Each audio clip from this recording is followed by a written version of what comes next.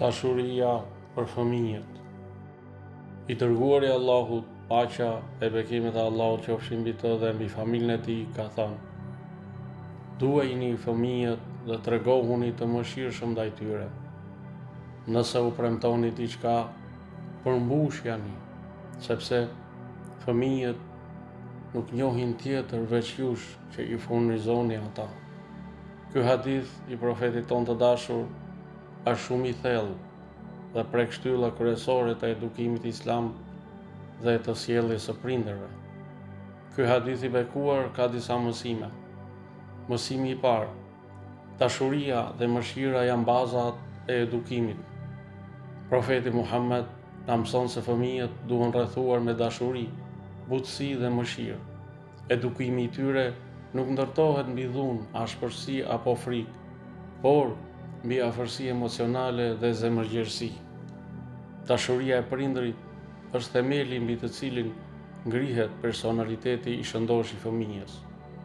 Mësimi i dytë: përmbushja e premtimeve ndërton besimin tek fëmijët.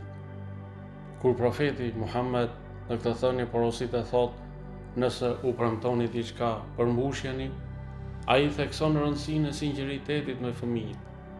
Fëmijët besojnë verbërisht te prindri. Nëse prindri e thyen premtimin, fëmia mëson pavetëdijshëm se premtimi nuk ka vlerë.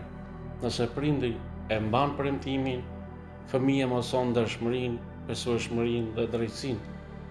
Mësimi i tretë: fëmijët shohin prindrin si burim sigurie dhe furnizimi. Në moshë të vogël, fëmia nuk e kupton konceptin e furnizimit nga Allahu. Për të, prindri është i vetmi mbështetës dhe furnizues. Për këtë arsye, zhgënjimi dhe padrejtësia nga prindri lë gjurmë të mëdha te fëmia. Mësimi i katërt: edukimi me shembull është më i fortë se edukimi me fjalë.